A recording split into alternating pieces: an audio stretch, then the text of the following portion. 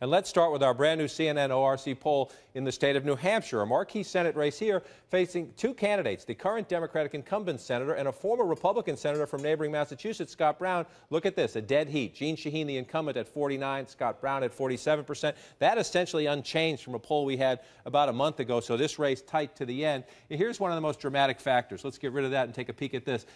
Democrats are trying to stretch the gender gap. Well, Jeanne Shaheen's succeeding. 54% among women to 44% for Scott Brown, but almost an exact flip side among men. The Venus-Mars election, you might call this one, 51-44. Manu, let me start with you.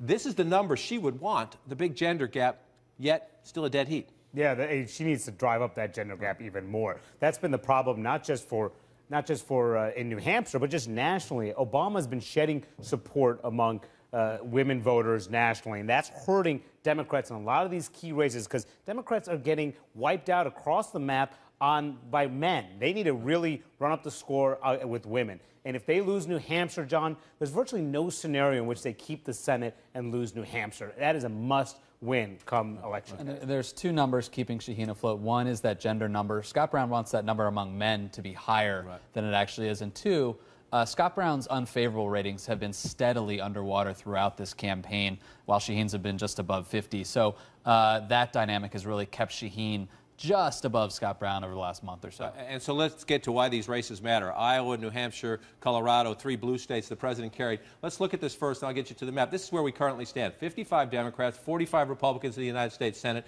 I'm going to give you a scenario here. This is Republican Plan A. Now, some Democrats watching are going to say, whoa, you can't do that. But the Republican Plan A from day one has been win Alaska, win Montana, win South Dakota, win Arkansas and Louisiana, and win West Virginia. That would give them the net 6 pickup they need. Then you see these yellow states. These are the states that are in play. This is why New Hampshire up here and Iowa are so important, and Colorado. Again, 3 blue states, one by President Obama, that are all in play for Republicans. Republicans actually think they could take 2 of these 3. If they get a late wave, maybe 3 of these 3.